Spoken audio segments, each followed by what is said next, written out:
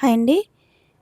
11.5 ఇంచీలు పొడవు, 6.5 ఇంచీలు వెడల్పు తీసుకొని ఓకేనా అండి. సేమ్ తర్వాత ఇంకొక లైనింగ్ క్లాత్ తీసుకోండి.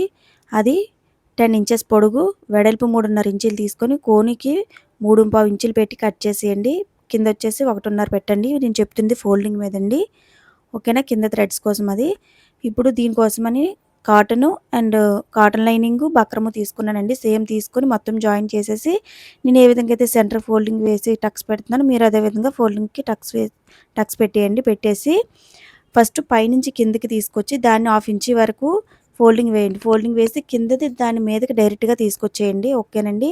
తీసుకొచ్చేసి డబుల్ స్టిచ్ అనేది వేసేయండి. వేసేసి చివర్లు కట్ చేయండి. మొత్తం 4 వైపులా కోని నేను ఏ విధంగా అయితే కట్ చేసానో మీరు అదే విధంగా కట్ చేయండి.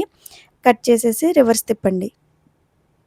రివర్స్ తిప్పేసి కోనీలు బాగా నీట్గా రావడం కోసమని ఏదైనా సూదిగా ఉన్నది తీసుకొని చివర్లు నేను ఏ విధంగా అయితే పెట్టానో అదే విధంగా పెట్టండి. ఇప్పుడు సూది దారం తీసుకోండి. దాన్ని సెంటర్కి ఫోల్డింగ్ వేసి చాక్ పీస్తో సెంటర్కి ఒక మార్కింగ్ అనేది చేయండి. మార్కింగ్ చేసేసిన తర్వాత సూది దారంతో నేను ఏ విధంగా అయితే స్టిచ్ చేస్తున్నానో అదే విధంగా మీరు స్టిచ్ అనేది వేసేయండి. స్టిచ్ వేసేసాక టైట్గా లాగండి. టైట్గా లాగితే మనకి దగ్గరికి అవుతుందండి. ఓకేనా. నేను ఏ విధంగా అయితే టైట్గా లాగుతున్నానో మీరు అదే విధంగా టైట్గా లాగి ముడి అనేది వేయండి. దానికి రౌండ్గా చుట్టి దారం అనేది టైట్గా ముడి వేయండి. ముడి వేసి దాన్ని టైట్గా వెనక్కి 2-3 ముళ్ళు వేసి టైట్ చేసేయండి. ఓకేనండి. నేను ఏ విధంగా అయితే చూపిస్తున్నానో అదేవిధంగా మీరు స్టిచ్ వేయండి.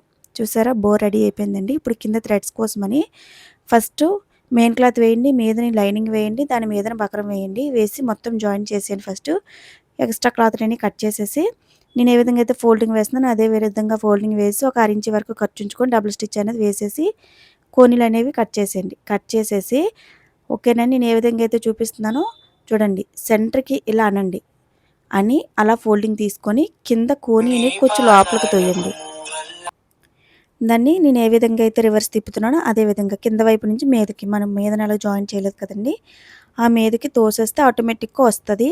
వచ్చిన తర్వాత దాన్ని నీట్గా లాగండి. లాగి కోనీలు రావడం కోసమని ఆ కోనికి ఈ కోనికి టెస్ట్ పెట్టి తొయ్యండి. అప్పుడు నీట్గా కోనీలు అనేవి వచ్చేస్తాయండి. దానికి ఎడ్జ్ కుట్టు అనేది వేసేయండి. ఓకేనా. చూసారు ఎంత నీట్గా వచ్చిందో. అయితే పొడుగు కోనీలు సెంటర్లోకి వచ్చినట్టు చూసి దానికి రెండిటికి జాయిన్ చేసేయండి. జాయిన్ చేసి చివర్లు నీట్గా కట్ చేసేయండి. దాన్ని రివర్స్ తిప్పి ఓకేనండి. ఇప్పుడు కోనీలు అనేవి ఎలా వచ్చాయో చూడండి. చూసి దాన్ని రివర్స్ తిప్పి నేను ఏ విధంగా అయితే పెడుతున్నానో అదే విధంగా మీరు పెట్టి ఓకేనండి సూది దారం పెట్టి టైట్గా స్టిచ్ వేసేయండి. ఓకేనా. నేను ఏ విధంగా అయితే టైట్గా పెట్టి లాగుతున్నానో అదే విధంగా మీరు కూడా స్టిచ్ వేసేయండి. 4-5 స్టిచెస్ వేసేయండి. మనకు ఓపెన్ అవ్వకుండా ఉంటుంది. ఓకేనా.